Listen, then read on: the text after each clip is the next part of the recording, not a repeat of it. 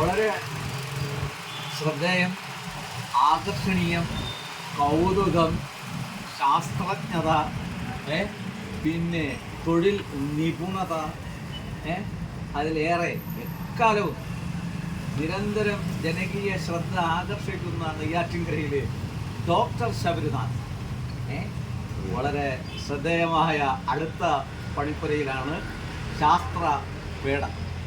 ഇത് ആർക്കും തോന്നാത്ത ചില നല്ല ബുദ്ധികൾ തോന്നുന്ന ഒരാളാണ് നിങ്ങൾ നെയ്യാറ്റിൻകരയിൽ. ആ നെയ്യാറ്റിൻകരയിൽ ഒരുപാട് ഈ സ്വർണ്ണ വ്യാപാരികളെ ഒരു 10-50 വർഷത്തെ പരിചയമല്ല കണ്ടുള്ള ഇതുണ്ട് നെയ്യാറ്റിൻകര പട്ടണവുമായി.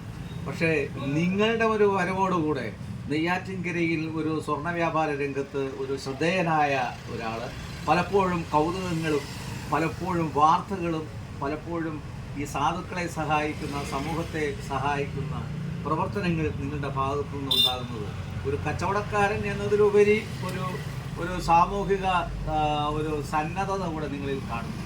അതുകൊണ്ട് നിങ്ങളുടെ എല്ലാവിധ പ്രവർത്തനങ്ങളും എന്നേക്കാൾ വലിയ ആളുകളാണ് നിങ്ങളുടെ സുഹൃത്തുക്കൾ, ഗവർണർ, മന്ത്രിമാർ, വലിയ ആളുകളാണ്. എന്നാലും എനിക്കും നിങ്ങളുടെ ഈ ഒരു കരകൗശലം കാണാൻ, ഈ പേടകം കാണാൻ ഒരു ഭാഗ്യമുണ്ടായി. അതിന് വളരെ സന്തോഷം.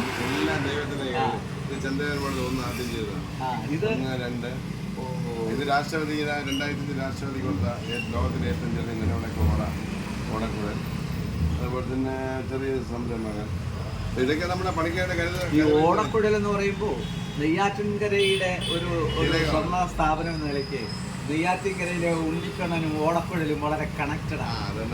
അതാണ് ചെയ്തത്. അതുകൊണ്ട് തന്നെയാണ് ഈ ഓടക്കുഴൽ ആദ്യം തുടങ്ങിയത്. എന്ന് വെച്ചാൽ ഏറ്റവും യഥാർത്ഥ ഭക്തന്, വിജയനെ പോലത്തെ ഭക്തന്, ഭക്തർക്ക് ഭഗവാനൊരു ഓടക്കുഴൽ സമർപ്പിക്കണമെന്ന് ആഗ്രഹമാണ് സ്വർണ്ണത്തിൽ. അപ്പൊ നമുക്ക് 1 പവൻ 2 പവനൊക്കെ ചെയ്തു കൊടുക്കാൻ കഴിയില്ല, സമ്പത്തില്ല.